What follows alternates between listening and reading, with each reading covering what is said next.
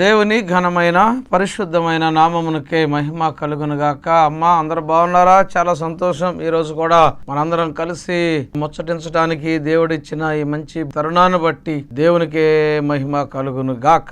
చాలా సంతోషం. మీరు ఇస్తున్న ప్రోత్సాహం, చేస్తున్న ఫోన్ కాల్స్, మీరు చెప్తున్న సాక్ష్యాలు ఎన్ని వింటూ ఉంటే నేను ఎంతగానో ఇంకా బలపరచబడుతూ ఉన్నా. సరే, ఈ రోజున చిన్న వాక్యాన్ని మనం ధ్యానం చేసుకుని వాక్య ధ్యానంలోనికి వెళదాం. కొరింథీయులకు రాసిన మొదటి పత్రిక 1వ అధ్యాయం 27 నుంచి 29 వరకు. ఏ శరీరయు దేవుని ఎదుట అతిశయింపకుండునట్లు జ్ఞానులను సిగ్గుపరచుటకు లోకములో నుండి ఎర్రివారిని దేవుడు ఏర్పరచుకొని ఉన్నాడు. బలవంతులైన వారిని సిగ్గుపరచుటకు లోకములో బలహీనమైన వారిని దేవుడు ఏర్పరచుకొని ఉన్నాడు. ఎన్నికైన వారిని వ్యర్థము చేయుటకు లోకములో నీచులైన వారిని, తృణీకరింపబడిన వారిని, ఎన్నికలైన వారిని దేవుడు ఏర్పరచుకొని ఉన్నాడు.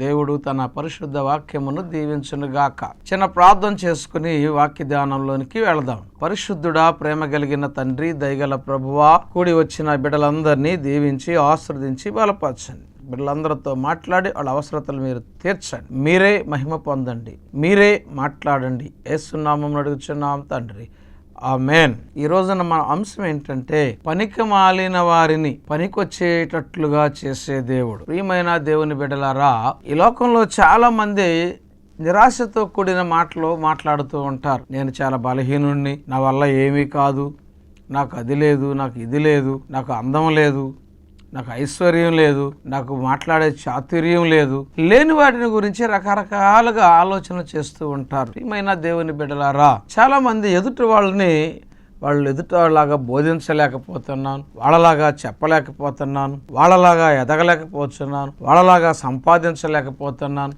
వాళ్ళలాగా పాడలేకపోతున్నాను, వాళ్ళలాగా వాయిద్యాలు వాయించలేకపోతున్నాను, రకరకాలుగా నీలో ఉన్నటువంటి లోపాలు నువ్వు చూసుకుని నువ్వు నిరాశపడవలసిన పని లేదు. నువ్వు గొప్పవాడివే, నువ్వు గొప్పదానివే అని ఒకసారి జ్ఞాపకం చేసుకో. దేవుడు ఎవరిని కూడా వదిలేసే దేవుడు కాదు, ఎవరిని కూడా పనికి రాకుండా చేసే దేవుడు కాదు. ఒక కుమ్మరివాడు కుండ తయారు చేశాడు అంటే అతను చేసిన ప్రతి పాత్ర ఏదో ఒక పనికి ఉపయోగపడేటట్లుగానే తయారు చేస్తాడు. చాలామంది నిరాశపడుతుంటారు. నాకేమి పెళ్ళి కాదేమో అని, నాకు ఉద్యోగం రాదేమో అని, నా వెనకాల వచ్చిన వాళ్ళకి పిల్లలు పుట్టారు, వెనకాల పెళ్లి చేసుకున్న వాళ్ళకి పిల్లలు పుట్టారు, నాకు ఇంకా పిల్లలు పుట్టలేదు, నా భర్త వదిలేస్తాడేమో అని రకరకాలుగా బాధలు పడుతూ ఉంటారు. ఏమైనా ప్రియమైన దేవుని బిడ్డ, నువ్వు దేవుని దృష్టిలో విలువైన వాడు, దేవుని దృష్టిలో విలువైన దానువు. నీ జీవితంలో అద్భుత కార్యము జరిపించే దేవుడు మన పక్షంగా ఉన్నాడు. టీవీ ముందు కూర్చుని చాలా బాధలో, చాలా వేదనలో, చాలా చిరాకులో, చాలా ఇబ్బందిలో ఉన్నటువంటి ప్రియమైన దేవుని బిడ్డ, వేదనలో ఉన్నా, బాధలో ఉన్నా, చిరాకులో ఉన్నా, ఇబ్బందిలో ఉన్నా, నిరాశలో ఉన్నా, చచ్చిపోవాలి అని నువ్వు తీర్మానం చేసుకున్నా, ప్రియమైన దేవుని బిడ్డ, దేవుడు అంటున్నాడు నిన్ను నిలబెడతాను, దేవుడు అంటున్నాడు నేను బాగు చేస్తాను.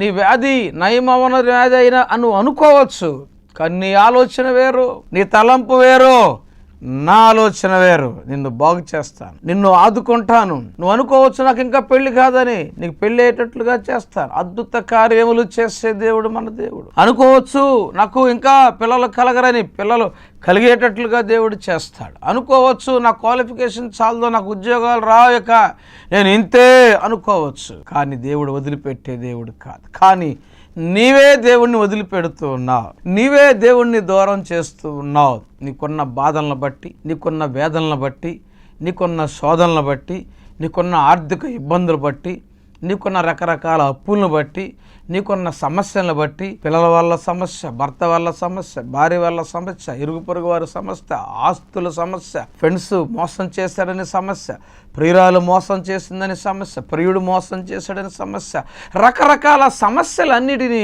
నీవు దేవునికి రుద్దేస్తూ ఉన్నావు. దేవుని సన్నిధిలో కనపడకుండా, దేవుని సన్నిధిలో ప్రార్థన చేయకుండా, ఆదివారం వచ్చినా శనివారం వచ్చినా కనీసం ఉపవాస ప్రార్థన ఆరాధన లేకుండా నువ్వు ఊరమ్మట సమస్యలమ్మట పెట్టి తిరుగుతున్నావు. వాళ్ళేపు పరిగెడుతున్నావు, వాళ్ళు ఆదుకుంటారేమో, వీళ్ళు ఆదుకుంటారేమో, వాళ్ళేమన్నా చేస్తారేమో, వీళ్ళేమన్నా చేస్తారేమో అని పరిగెడుతూ ఉన్నావు. కానీ నీ వల్ల ఏమీ కావటం లేదు అని నిరాశలో కూర్చున్నావు. నీ వల్ల ఏమీ అవ్వటం లేదు అని కుంగిపోతున్నావు. అన్నం తినబుద్ధి కావటం లేదు, నిద్ర పట్టడం లేదు. ఏం చేయాలో అర్థం కాని పరిస్థితిలో, నిస్సహాయ స్థితిలో ఉన్న దేవుని బిడ్డ, నిజమే కొన్నిసార్లు మన చుట్టూ ఉన్న సమస్యల వల్ల నేను పనికిరాని వాడిని, నేను పనికిరాని దాన్ని, ఎవరు నన్ను పిలవరు, ఎవరు నాకు ఏమి చెప్పరు, నాకు ఎవరు నన్ను లెక్క చేయరు, ఎవరు నాకు విలువెవరు, మా ఇంట్లో అసలు నన్ను పట్టించుకోరు, నన్ను వదిలేశారు, ఏంటో నేను లెక్కలో లేను, నేను కౌంటింగ్లో లేను, ఏంటో నా బ్రతుకు ఇలా అయిపోయింది, వాళ్ళ బ్రతుకు చూడు, వీళ్ళ బ్రతుకు చూడు, మిగతా వాళ్ళ బ్రతుకు చూడు, ఎంత బాగా ఉంటున్నారో, ఎంత బాగా తింటున్నారో, ఎంత హ్యాపీగా జీవిస్తున్నారో, నేనేంటో ఎలా అయిపోయాను, నాకు మతి మరుపు ఎక్కువ, మాట్లాడటం చేత కాదు, ఒంటి నిండా నత్తే, ఏ పని చేత కాదు, ఏం చేయాలన్నా భయము సిగ్గు, ఆ సిగ్గుతో ఆ భయముతో అల్లాడిపోతూ కుంగిపోతున్న దేవుని బిడ్డ, నువ్వు ఎప్పుడూ కూడా నిరాశ చెందవలసిన, దిగులు పడవలసిన అవసరం లేదు అని నా దేవుడు నీకు సెలవిస్తూ ఉన్నాడు. సమయంలో వాక్యం వింటున్న బిడ్డ, ఏ విషయంలో నువ్వు నిరాశ చెందావో, ఏ విషయంలో నువ్వు కుంగిపోతున్నావో, ఏ విషయంలో ఆందోళన చెందుతున్నావో, ఏ సమస్యకు పరిష్కారం రాదని ప్రియమైన దేవుని బిడ్డ, దేవుడు నీ వైపు చూస్తూ ఉన్నాడు. దేవుడు నీకు వాగ్దానం ఇస్తున్నాడు, నీ సమస్యల నుండి విడిపించి నిన్ను ప్రయోజకుడిగా చేస్తాను అని, నిన్ను ప్రయోజకురాలుగా చేస్తాను అని, నీ మరుపు తీసి జ్ఞానాన్ని నింపుతాను అని. కానీ నువ్వు చేయవలసింది దేవునికి నమ్మకంగా ఉండాలి. ప్రియమైన దేవుని బిడ్డలారా, ఎన్నిక లేని నిన్ను, విలువలేని నిన్ను ఆయన ఎన్నుకుంటాడు. మోషే ఎన్నిక లేని వాడే, విలువలేని వాడే, పశువులు కాసుకుంటూ, గొర్రెలు కాసుకుంటూ, పొలాలంబట, అడవులంబట తిరిగేవాడే. కానీ మోషేతో దేవుడు మాట్లాడాడు, నా ప్రజలను విడిపించాలి, నా ప్రజలను రక్షించాలి, మోషే పద అన్నాడు. ఎక్కడ కాచుకునేవాడు, ఎక్కడ విడిపించేవాడు, లక్షల మందిని విడిపించాడు. ప్రియమైన దేవుని బిడ్డ అంటున్నాడు, అయ్యా నాకు నత్తివాడినయ్యా, నేను నోటి మహంజము కలిగిన వాడినయ్యా, నా వల్ల కాదయ్యా, అలా అనవద్దు, నేను నీకు తోడుగా ఉంటాను, నువ్వు నత్తివాడు కాదు, నువ్వు తక్కువవాడు కాదు, రా అన్నాడు. హీనమైనటువంటి స్థితిలో ఉన్న మోషేను, భయము చేత ఐగుప్తు దేశం నుండి పారిపోయి వచ్చిన మోషేను మరలా అక్కడకు తీసుకుని వెళ్ళి అద్భుత కార్యాలు జరిగించి వాళ్ళందరినీ కూడా సముద్రాన్ని 2 పాయలుగా చేసి ఆరిన నేల మీద సముద్రాన్ని దాటించగలిగటానికి ఎందుకు చేతగాని మోషేను ఎన్నుకున్నాడు. నత్తివాడవేమో, నీ చదువు రావటం లేదేమో, వాక్యం చెప్పాలని ఆశ ఉంది కానీ నీ నోటి మాంద్యం చేత చెప్పలేకపోతున్నావేమో, మోగవాడిగా ఉంటున్నావేమో, నోరు తెరవని వాడిగా ఉంటున్నావేమో, నువ్వు దేవునికి నమ్మకంగా ఉండు. దేవుడు మోషే గురించి సాక్ష్యం ఇస్తున్నాడు, నా మోషే నా ఇల్లంతటిలో నమ్మకమైన వాడు అని చెప్పి మోషే గురించి దేవుడు సాక్ష్యం ఇస్తున్నాడు. ప్రియమైన దేవుని బిడ్డ, హీనమైనటువంటి ఆ మోషేను దేవుడు ఏర్పాటు చేసుకున్నాడు, దేవుడు ఎన్నుకున్నట్లుగా మనం చూస్తున్నాం. ప్రియమైన దేవుని బిడ్డలారా, దేవుని దృష్టిలో నువ్వు గొప్పవాడివే, దేవుని దృష్టిలో విలువైన వాడవని నువ్వు చూసుకోవాలి. కానీ వాళ్ళతో వీళ్ళతో పోల్చుకొని నీ విలువ నువ్వు తీసుకోవద్దు. చేతగాని దానిలాగా, చేతగాని వాడిలాగా నువ్వు అంచనా వేసుకోవద్దు. ఒక తల్లికి పుట్టినటువంటి కమల పిల్లల్లో కూడా రకరకాల అభిప్రాయాలు ఉంటాయి, రకరకాల మనస్తత్వాలు కలిగిన ఉంటారు. అలాంటప్పుడు ఒక ప్రత్యేకమైన రీతిలో దేవుడు నిన్ను తయారు చేసినప్పుడు ప్రత్యేకంగానే దేవుడు ఉంచుతాడు, ప్రత్యేకంగానే దేవుడు నిన్ను అభివృద్ధి పరుస్తాకి ఇష్టపడుతూ ఉన్నాడు. ప్రియమైన దేవుని బిడ్డలారా, ఆ షోమ్రోనులో ఉన్నటువంటి ఆ చిన్నదాన్ని పట్టుకుని వచ్చాడు పరాక్రమశాలి అయిన నయమాను.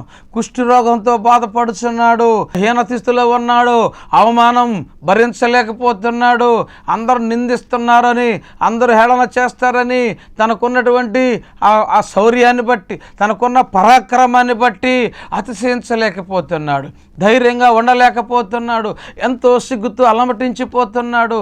అయ్యో, ఎంత ఉన్నా కానీ అతనుకున్నటువంటి ఆ కుష్టి వ్యాధి వలన చాలా టెన్షన్ పడిపోతూ ఉన్నాడు. కానీ అక్కడి నుంచి పనిపిల్లగా చేరిన చిన్నది, బానిసగా చేరిన చిన్నది, ఆ చిన్నదాన్ని, ఎన్నిక లేని ఆ చిన్న పిల్లను, ఎన్నిక లేని ఆ చిన్నదానిని దేవుడు ఏర్పాటు చేసుకుని నయమానుకు చెప్పిస్తున్నాడు, నా యజమానుడు షోమ్రోనున్న నా దేవుని దాసుని దగ్గరికి వెళితే, ఆ జీవము గల దేవుని దాసుని దగ్గర గనక నా యజమానుడు వెళితే తప్పకుండా స్వస్థత పొందుతాడు అని ఆ చిన్నదాన్ని ఏర్పాటు చేసుకున్నాడు. ఆ రోజు అనుకోవచ్చు, నన్ను చిన్నవాళ్ళని లెక్క చేయట్లేదే, నేను చిన్నదాన్ని అంటున్నారు, నాకు విలువ ఇవ్వట్లేదు, నాకు చిన్నవాడు అంటున్నారు, నాకు విలువ ఇవ్వట్లేదు, చిన్నవాడిని నన్ను పట్టించుకోవట్లేదు, నాకు రావాల్సిన పెద్దవాళ్ళే కాజేసేస్తున్నారు, నేను చిన్నదాన్ని అయిపోయాను, అడగలేకపోతున్నాను, అడిగినా నన్ను లెక్క చేయట్లేదు అనుకోవచ్చు. కానీ ఆ దేవుడు ఆ రోజు బానిసైన ఆ చిన్నదాన్ని ఎన్నుకొని ఒక గొప్ప సాక్షిగా ఆ బిడ్డను వాడుకున్నాడు. నయమాను భయంకరమైన ఆ కుష్ఠరోగం పోవడానికి గొప్ప కార్యం ఆ చిన్న పిల్ల ద్వారా చేశాడు. చిన్నదానాన్ని, లేకపోతే తక్కువ వాడినని, తక్కువ కులమని, తక్కువ మతమని విచారములో ఉన్నావేమో, నీ మాట వినడం లేదని, నీ మాట పట్టించుకోవడానికి బాధలో ఉన్నావేమో, తప్పకుండా నా దేవుడు నీకు సహాయం చేస్తాడు. తప్పకుండా నా యేసయ్య నీ పక్షంగా కార్యం చేస్తాడు. ఆ శ్రమలో కూడా, ఆ బాధలో కూడా నయమాను మీద ఈర్ష్య తీర్చుకోవాలని, నయమాను మీద అసూయ పెంచుకోలేదు, నయమాని మీద ద్వేషం పెంచుకోలేదు, నయమాని మీద కోపం పెంచుకోలేదు. ఆ లక్షణం నీకు ఉండాలి. తెల్లారు లేస్తే అసూయ, తెల్లారు లేస్తే కోపం, సంవత్సరాలు గడుస్తున్న కోపం పోదే, సంవత్సరాలు గడుస్తున్న ప్రతీకారేచ్ఛ తీర్చుకోవాలని ఆశ లేకుండా ఉండలేవే, సంవత్సరాలు గడుస్తున్న క్షమించే మనసు లేదే.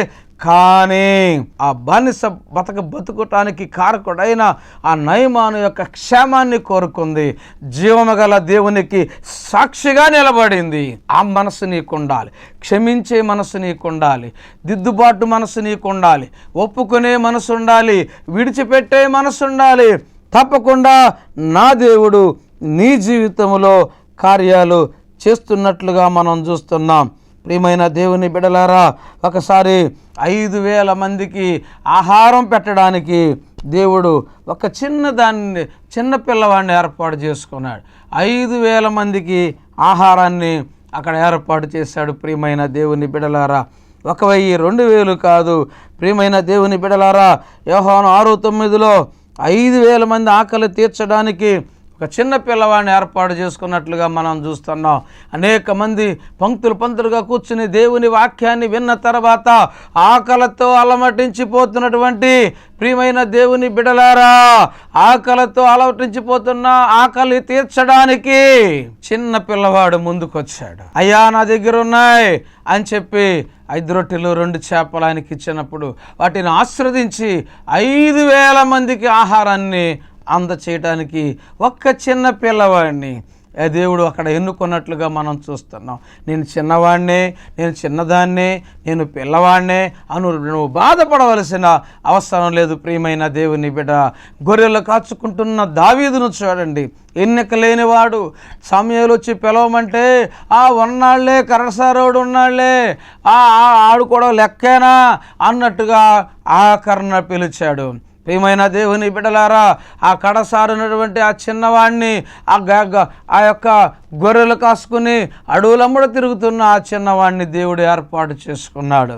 ప్రియమైన దేవుని బిడ్డలారా, ఇశ్రాయేలు మీదకి 1 రోజు కాదు, 2 రోజులు కాదు, దాదాపుగా 40 రోజులు సవాలు విసురుతూ, మీలో దమ్మున్న మగోడైతే నన్ను జయించని గొలియాతుగాడు, ఫిలిష్తీయుడైన గాతువాడైన ఆ గొలియాతుగాడు వచ్చి దేవుని బిడలైనటువంటి ఆ ఇశ్రాయేల్ మీద సవాలు విసురుతుంటే, ఆ రాజ్యములో దున్నపోతుల్లాగా తినటానికి ఉన్నటువంటి అనేక మంది ఎవరు ముందుకు రాలేదు. వాడు చాలా హైట్ ఉన్నాడు, 6 అడుగుల జానడ హైట్ ఉన్నాడు. ప్రియమైన దేవుని బిడ్డలారా, వాడిని జయించడానికి ఎవరి వల్ల కాలేదు. ఎవరు ఏం చేయట్లని చెప్పి చిన్నవాడైన దావీదులో ఒక మంట రేగింది. అప్పటికి ఆహారం ఇమ్మని పంపించాడు వాళ్ళ నాన్న ఆ ప్రాంతానికి. అడుగుతున్నాడు, అన్నా నేను వెళతానని. అరే పోరా, నీకు తెలియదు, పోరా, నీకు తెలియదు, పో అంటున్నాడు. అన్నా నేను వెళ్తానన్నా, ఆ ఫిలిష్తీయుడు నేను చంపుతానన్నా. పోరా పిచ్చాడా, గొర్రెలు కాసుకున్నది ఈజీ అనుకున్నామంటారా, పో. తీసేశారు, మాట చేదరించారు, మాట వినలేదు. మాట పట్టించుకోలేదు. నీ మాట వింటలేదేమో ప్రజలు, మీ అమ్మ నీ మాట వింటలేదేమో, నీ కొడుకు నీ మాట వింటలేదేమో, నీ భర్త నీ మాట వింటలేదేమో, నీ భార్య నీ మాట వినడం లేదేమో, నీ అక్క చెల్లెలు అన్నదమ్ములు నీ మాట వినక అల్లాడిపోతున్నావేమో, ఎందుకు నన్ను ఇట్లా తీసివేస్తున్నారు అని. కానీ మాట వినకపోయినా ఆ రాజు పిలిపించాడు, రమ్మను ఆ చిన్నవాడిని అసలు అని చెప్పి పిలిపించినప్పుడు తన సాక్ష్యాన్ని చెబుతూ ఉన్నాడు. ప్రియమైన దేవుని బిడ్డ, ఏమనో తెలుసా, నేను గొర్రెలు కాచుకునేటప్పుడు నేను ఎలుగుబంటును సింహాన్ని చంపి అవతల పడేశాను. రాజా నువ్వు సెలవిస్తే ఈ సున్నత లేనివాడు ఎంత అని చెప్పి రాజు దగ్గర సాక్ష్యం చెప్పాడు. అప్పుడు ఆ సౌలు రాజు సరే కానీ అవకాశం ఇచ్చాడు. అప్పుడు ఆ యొక్క గొలియాతు ముందుకు వెళుతున్నప్పుడు గొలియాతు అంటున్నాడు, నేను కుక్క అనుకుంటున్నావా అలాగొస్తున్నావు అని చెప్పి చిన్నవాడైన దావీదుని ఎగతాళి చేశాడు. ఆ పెద్దవాడు ఆజానుభావుడైన గొలియాతు అన్నాడు, నీవు ఆయుధాల మీద ఆధారపడ్డావు, నువ్వు కవచాల మీద ఆధారపడ్డావు, నువ్వు ఖడ్గాల మీద ఆధారపడ్డావు, నేనైతే నా జీవము గల యెహోవా దేవుని మీద ఆధారపడి వస్తున్నాను. యుద్ధం ఏం చేయట్లేదు, నా దేవుడే నీతో యుద్ధం చేయడానికి ముందుకు వస్తున్నాడు అని చెప్పి అక్కడ దేవుని నామాన్ని మహిమపరిచినట్లుగా మనం చూస్తున్నాం. సమస్యలు వస్తూ ఉంటాయి, విపరీతమైన అప్పుల సమస్యలు. అయ్యో సంపాదించిన డబ్బు అంతా అప్పులకే సరిపోతుంది, వడ్డీలకే సరిపోతుంది, కానీ అసలు తీరటం లేదనే బాధ. అయ్యో ఎన్ని మందులు వాడినా ఈ రోగానికి నయం కావట్లేదనే బాధ. అయ్యో ఎన్ని ఇంటర్వ్యూలకు వెళ్ళినా ఉద్యోగం రావటం లేదనే బాధ. ఎన్ని పెళ్లి సంబంధాలు చూసినా సెట్ అవ్వట్లేదనే బాధ. సంవత్సరం గిర్రుమని తిరిగి వస్తుంది, ఆదివారం గిర్రుమని తిరిగి వస్తుంది, నెల గిర్రుమని తిరిగి వస్తుంది. నిజమే, ఈ సంవత్సరం కూడా అప్పుడే ఈ నెల వచ్చేసింది. ఏంటింత తొందరగా అయిపోతున్నాయి, ఏంటింత తొందర సంవత్సరాలు గడిచిపోతున్నాయి అని ప్రియమైన దేవుని బిడ్డలారా ఆశ్చర్యపోతున్నావు కదూ. ఊరికినే అయిపోతున్నట్టుగా ఆశ్చర్యపోతున్నావు కదూ. ఈ రోజున ప్రియమైన దేవుని బిడ్డ ఆ గొలియాతు లాంటి సమస్య నేను పట్టి పీడిస్తుందేమో. నీ శత్రువులు గొలియాతు వలె నీ ఎదురు కనపడినప్పుడు భయపడిపోతున్నావేమో. ఆ సమస్యలకు భయపడి పారిపోదాం అనుకుంటున్నావు, ఆ సమస్యకు భయపడి చచ్చిపోదాం అనుకుంటున్నావు, ఆ సమస్యకు భయపడి ఊరు విడిచిపెట్టి వెళ్ళిపోవాలనుకుంటున్నావు, ఆ సమస్యకు భయపడి ఐపీ పెట్టాలనుకుంటున్నావు, ఆ సమస్యకు భయపడి ఆ ఉరేసుకుంటే పోద్దనుకుంటున్నావు. ఆ నొప్పి భరించలేక, అవమానం భరించలేక, ఆ బాధ భరించలేక ఏమైపోయినా పర్వాలేదు అనుకుంటున్నావు కదా.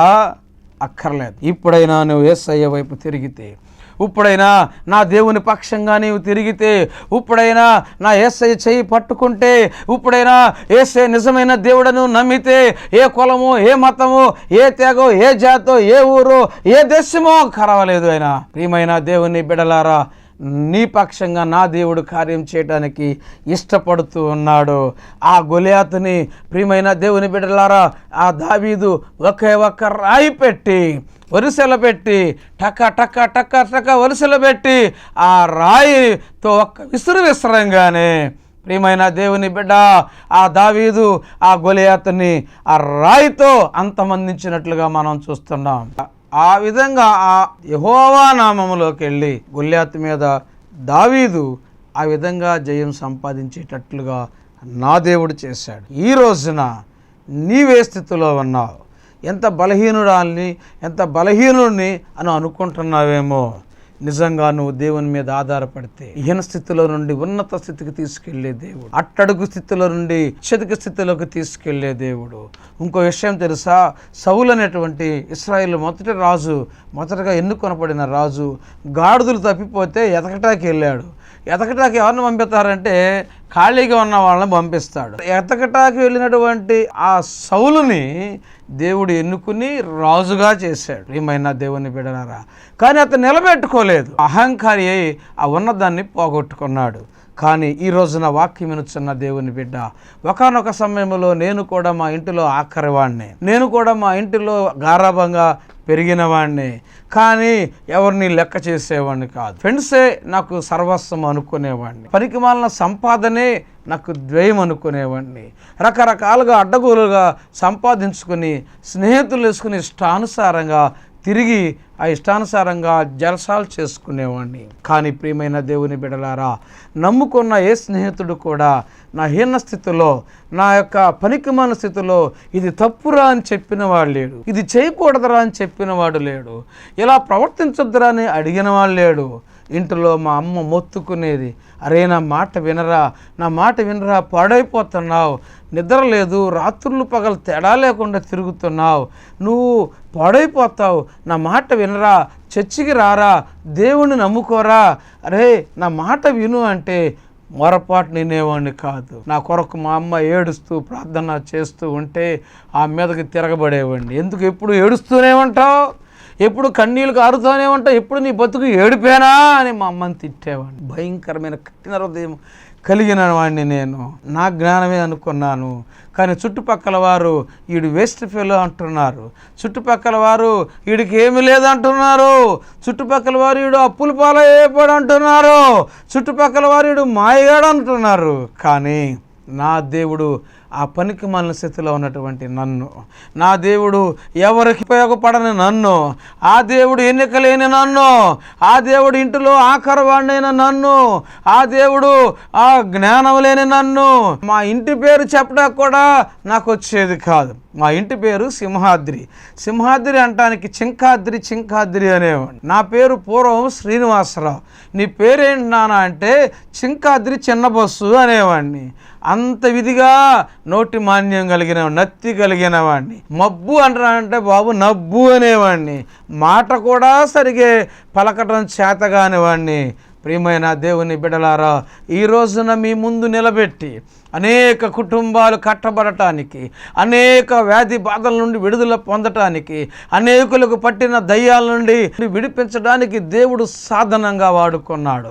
స్వస్థత వరాన్ని, వివేచన వరాన్ని దేవుడు నాకు ఇచ్చి ఈ రోజున ఫోన్లోనే ప్రార్థన చేస్తూ ఉంటే అనేక మంది స్వస్థతలు పొందుతూ ఉన్నారు, విడుదల పొందుతూ ఉన్నారు. సాక్ష్యాలు చెప్పడానికి మా దగ్గర స్పెషల్ కెమెరాలు లేవు, కానీ చూపించడానికి ప్రియమైన దేవుని బిడ్డలారా, మీరు విశ్వసించండి, మీరు నమ్మి మీకు కూడా అవసరమైతే ప్రార్థన చేయించుకోండి. తప్పకుండా నా దేవుడు కార్యం చేస్తాడు.